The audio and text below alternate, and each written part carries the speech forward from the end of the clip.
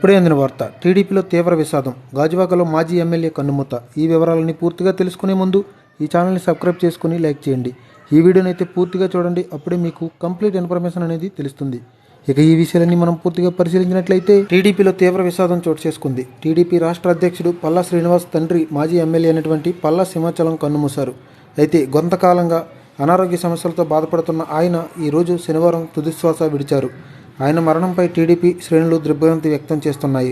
అయితే 1994లో విశాఖపట్నం 2 నుంచి ఎమ్మెల్యేగా గెలిచిన పల్లా సింహాచలం నియోజకవర్గ అభివృద్ధికి ఎనలేని కృషి చేశారని గుర్తు చేసుకున్నారు.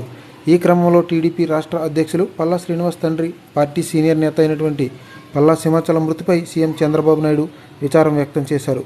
ఈ నేపథ్యంలో టీడీపీ మాజీ ఎమ్మెల్యే సింహాచలం మృతికి సీఎం సంతాపం తెలియజేశారు.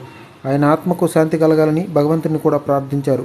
విశాఖపట్నం 2 ఎమ్మెల్యేగా 1994లో గెలిచి నియోజకవర్గ అభివృద్ధికి సింహాచలం గారు ఎనలేని కృషి చేశారని కొనియాడారు. పల్లా కుటుంబ సభ్యులకు సీఎం చంద్రబాబు ప్రగాఢ సానుభూతిని తెలియజేశారు. ఇలాంటి మరెన్నో అప్డేట్స్ కోసం ఈ ఛానల్ని సబ్స్క్రైబ్ చేసుకొని లైక్ చేయండి.